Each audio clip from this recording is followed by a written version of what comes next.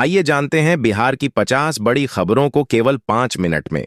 उससे पहले अगर आप अभी तक वीडियो को लाइक नहीं किए हैं तो वीडियो को लाइक कर दें और चैनल को सब्सक्राइब कर दें और कमेंट में बताएं कि यह वीडियो आप कहां से देख रहे हैं।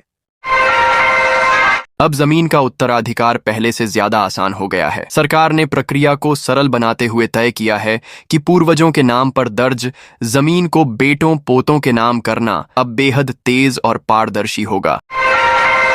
भागलपुर और दिल्ली के बीच त्योहारों के मौके पर स्पेशल ट्रेन चलने जा रही है। इस ट्रेन के कारण विक्रमशिला स्टेशन पर टिकट के लिए लंबी कतारें और भगदड़ नहीं होगी। यात्रियों को ऑनलाइन और ऑफलाइन दोनों माध्यमों से टिकट लेने की सुविधा मिलेगी, जिससे सफर आरामदायक और सुरक्षित बनेगा। राशन चोरी पर रोक लगाने के लिए नीतीश सरकार ने नई रणनीति तैयार की है। इस योजना के तहत सभी लाभार्थियों को डिजिटल सिस्टम से जोड़ा जाएगा और वितरण प्रक्रिया की रियल टाइम निगरानी होगी। बिजली कटौती को कम करने के लिए पटना के पावर सबस्टेशन को नई व्यवस्था से जोड़ा जाएगा। इस प्रणाली के लागू होने के बाद फॉल्ट आने पर भी शहर में बिजली निर्बाध रूप से पहुंचती रहेगी। बिहार में वोटर लिस्ट को लेकर बड़ा अपडेट आया है। अगर आपका नाम मतदाता सूची से कट गया है तो परेशान ना हो। अब आधार कार्ड के जरिए आसानी से अपना नाम फिर से जुड़वा सकते हैं। बिहार में राशन डीलरों की अनाज चोरी पर अब कड़ी कार्रवाई होने वाली है। नीतीश सरकार ने 10 करोड़ रुपए की राशि मंजूर की है, जिससे पब्लिक डिस्ट्रीब्यूशन सिस्टम में पारदर्शिता बढ़ाई जाएगी और लाभार्थियों तक राशन समय पर पहुंचेगा। त्योहारों में घर जाने वालों के लिए खुशखबरी। अब रेलवे ने स्पेशल ट्रेनों की व्यवस्था की है ताकि यात्रियों को भीड़ में खड़े होकर सफर न करना पड़े। नाम और नंबर की पूरी जानकारी यहां उपलब्ध है। चुनाव से पहले नीतीश सरकार ने डॉक्टरों के लिए बड़ा तोहफा दिया है। राज्य में 1278 डॉक्टरों की पदोन्नति का रास्ता साफ कर दिया गया है। इस कदम से स्वास्थ्य सेवा में सुधार होगा और चिकित्सकों को प्रोत्साहन मिलेगा। सरकार ने कहा है कि जल्द ही सभी पदोन्नत डॉक्टरों को नई जिम्मेदारियां दी जाएंगी। बिहार में बाढ़ का खतरा अभी भी टला नहीं है। कई जिलों में नदियां अब भी डेंजर लेवल के ऊपर बह रही हैं, जिससे निचले इलाकों में पानी भरने का खतरा बढ़ गया है। प्रशासन ने अलर्ट जारी कर दिया है और लगातार हालात पर निगरानी रखी जा रही है। बिहार में रेलवे यात्रियों के लिए राहत की खबर। राज्य के कई शहरों से जल्द ही स्पेशल ट्रेनें चलेंगी, जिससे त्योहारों और छुट्टियों पर घर लौटने वाले लोगों को सुविधा मिलेगी। रेलवे ने यात्रियों को ऑनलाइन टिकट बुकिंग करने की सलाह भी दी है। बिहार को बड़ी सौगात मिलने जा रही है। गंगा नदी पर मोंटा सिमरिया के बीच बना 6 लेन का भव्य पुल अब तैयार हो चुका है। प्रधानमंत्री नरेंद्र मोदी जल्द ही इस महासेतु का उद्घाटन करेंगे। बिहार में महिलाओं के लिए रोजगार के नए अवसर खुल रहे हैं। बेकार मानी जाने वाली झलकुभी से फैशनेबल और उपयोगी चीजें तैयार की जाएंगी। इससे न केवल पर्यावरण पर नियंत्रण मिलेगा, बल्कि महिलाओं की आर्थिक स्थिति भी मजबूत होगी। बिहार के कई जिलों में यूरिया खाद के लिए मचियोड़ ने गंभीर रूप ले लिया। खिड़कियां तोड़ी गईं और हंगामा बढ़ने पर पुलिस को लाठीचार्ज करना पड़ा। किसानों का आरोप है कि समय पर खाद नहीं मिल रहा है। पीएम आवास योजना की किस्त अटकने से बिहार में 10 लाख परिवारों को मुश्किलों का सामना करना पड़ रहा है। लाभार्थियों को घर निर्माण के लिए जरूरी फंड नहीं मिल रहा है। सरकार और संबंधित विभाग मामले का समाधान निकालने में जुटे हैं। बिहार में नीतीश सरकार ने बड़ी कार्यवाही करते हुए 10,775 कर्मियों का लॉग इन बंद कर दिया है। सभी से सरकारी कागजात जमा करने का आदेश दिया गया है, वरना आगे सख्त कार्रवाई हो सकती है।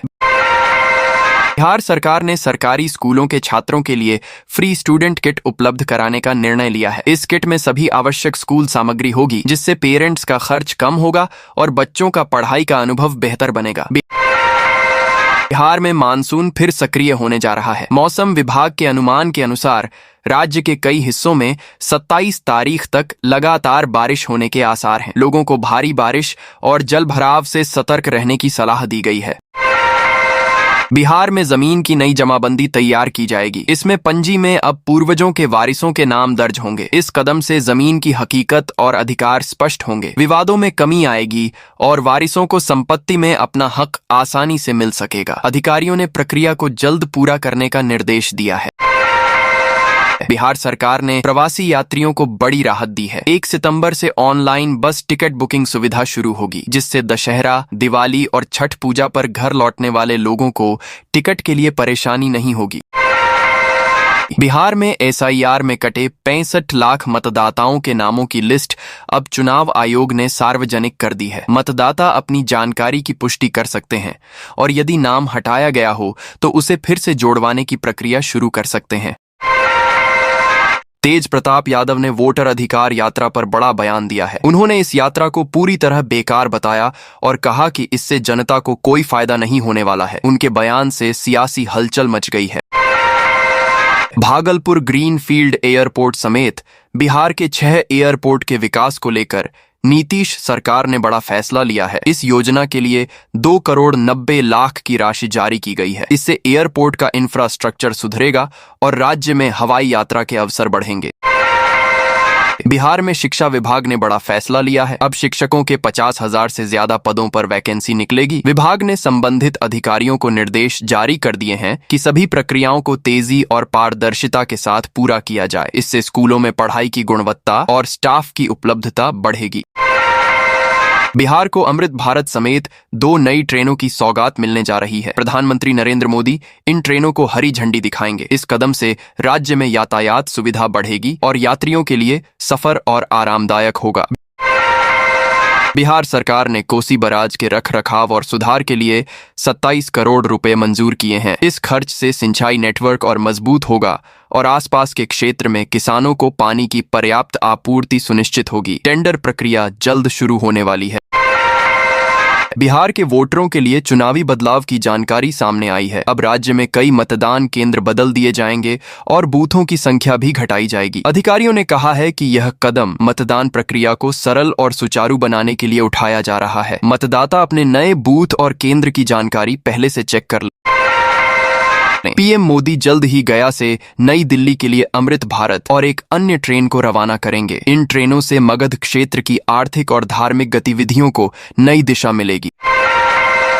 बिहार के भागलपुर जिले में ग्रामीण विकास को गति देने के लिए 15 करोड़ 28 लाख रुपए की लागत से 8 नई सड़कें बनाई जाएंगी। इन सड़कों के बनते ही ग्रामीण इलाकों में संपर्क बेहतर होगा और लोगों को आवागमन में सुविधा मिलेगी।